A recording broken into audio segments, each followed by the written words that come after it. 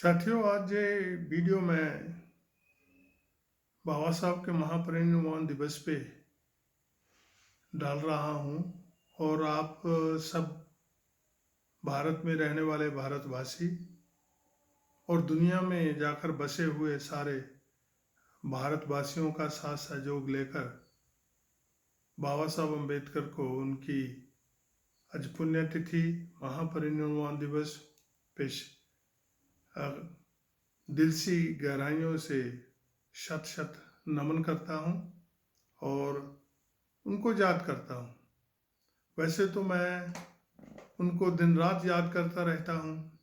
ऐसा नहीं है कि भाई मैं केवल उनको उनके जन्मदिन पे या उनके महापरिनिर्वाण दिवस पे ही याद करता हूँ। क्यों कि मेरे जीवन का अगर एक एक पल अच्छा हुआ है, उसमें सुधार हुआ है, उसमें तरक्की हुई है, तो केवल एंड केवल बाबा साहब अम्बेडकर की वजह से हुई है। इसलिए मैं बाबा साहब अम्बेडकर को एक मसीहा मानता हूँ।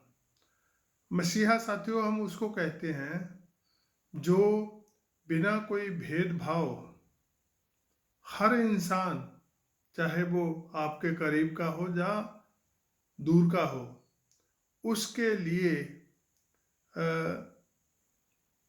ऐसा वरदान छोड़े जो उसका जीवन सदियों तक आने वाला उसका जीवन बदल जाए।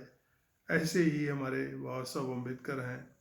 चाहे वो महाराष्ट्र में पैदा हुए और पंजाब के लोगों से उसका कोई खान पान, भाषा, रीति रिवाज कोई भी संबंध नहीं था, लेकिन फिर भी जब वरदान लिखने का मौका मिला तो मेरे लिए भी उन्होंने वो सारे वरदान लिखे जो एक इंसान को जीवन में आगे बढ़ने के लिए, अच्छा जीवन जीने के लिए चाहिए होते हैं। सबसे पहले मैं आपको ये बता देना चाहता हूँ कि ये जो वीडियो मैं बना रहा हूँ, ये मेरे ग्रैंडसन के घर में मैं वीडियो हूँ। मैं इंडिया में हूँ और ये मेरा ग्रैंडसन जो है वो मेरे जीवन में फुटबॉल की बहुत बड़ी एक मानता रही है। मैं बहुत फुटबॉल का पंजाब का खिलाड़ी था, पंजाब का स्टेट का फुटबॉल का प्लेयर था।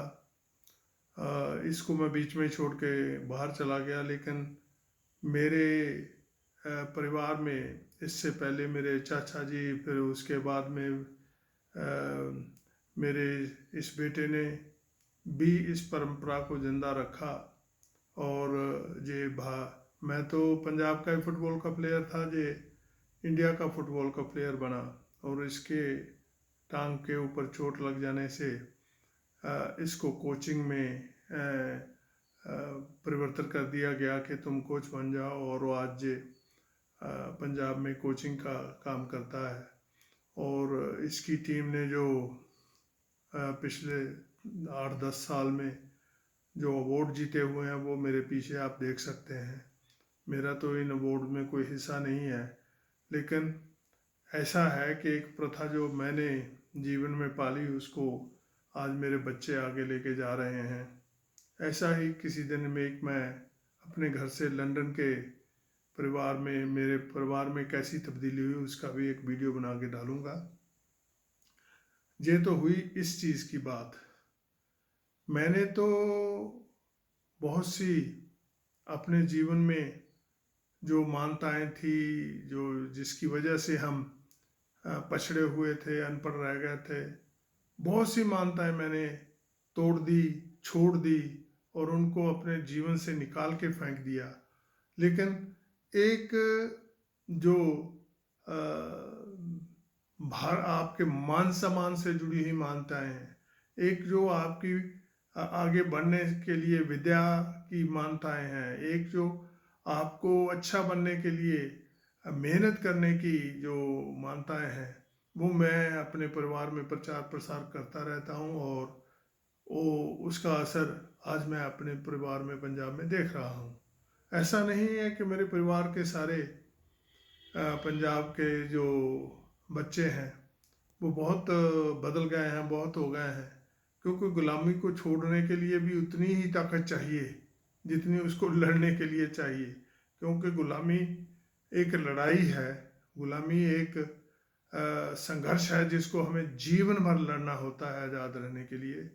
तो ये प्रथा जहाँ चल रही है, अब मैं आता हूँ कि मैं बहुत बार सोचता हूँ कि बाबा साहब अम्बेडकर के इतनी लंबी चौड़ी कुर्बानी करने के बाद भी, और बाबा साहब अम्बेडकर के इतना बड़ा बलिदान देने के बावजूद भी आज हम समता और समानता के समाज में क्यों नहीं जी रहे? इसके क्या कारण हैं? इसका मुझे मोटे मोटे दो कारण हैं जो मैं आपके साथ शेयर करूंगा। एक है जो बाहर का हमारे ऊपर दबाव है, जो हमें बदलने से रोकता है, हमें गुलामी से निकलने के लिए रोकता है। दूसरा है कि हमारे अंदर इतनी सदियों की गुलामी ने हमारे अंदर इतनी नीचता पैदा कर दी है, इतना दोगलापन पैदा कर दिया है। हम चाहते तो हैं आज़ाद होना, लेकिन उसके लिए जो कुर्बानी चाहिए, उसके लिए जो लड़ना मरना और प्रोटेस्ट करना है, उसके लिए हम तैयार नहीं होते। हम चाहते हैं कि कुर्बानी कोई और दे और बेनिफिट सारा मुझे मिल जाए। वरना मैं तो पंजाब के लोगों से बहुत बार कहता हूँ कि तुम जहाँ 34% हो सिर्फ शेड्यूल्ड कास्ट, और जिस दिन आपके अंदर जो चेतना पैदा हो जाए कि ना हमें किसी भी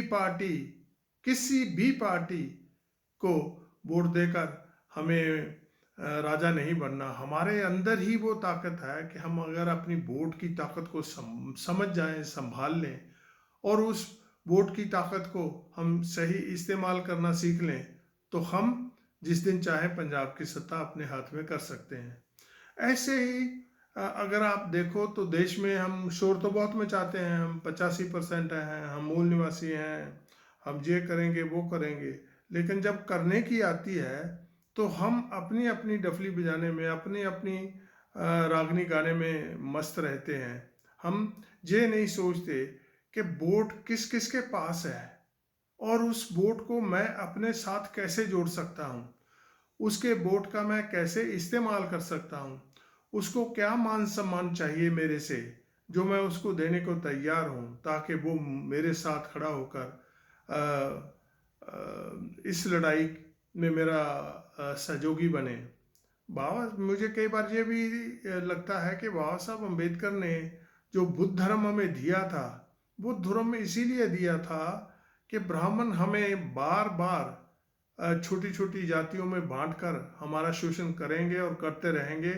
आज मैं इनको संविधान में बहुत से अधिकार देता हूँ, लेकिन जैसे पिछले इतिहास में ब्राह्मण बताते हैं कि भाई समुद्र का एक बार मंथन हुआ और सारे जो उसमें से अमृत निकला वो सारा देवता छीन के ले गए, और मूल निवासी बेचारे राक्षस जो थे वो उससे निर्वंचित रह गए, वंचित रह गए।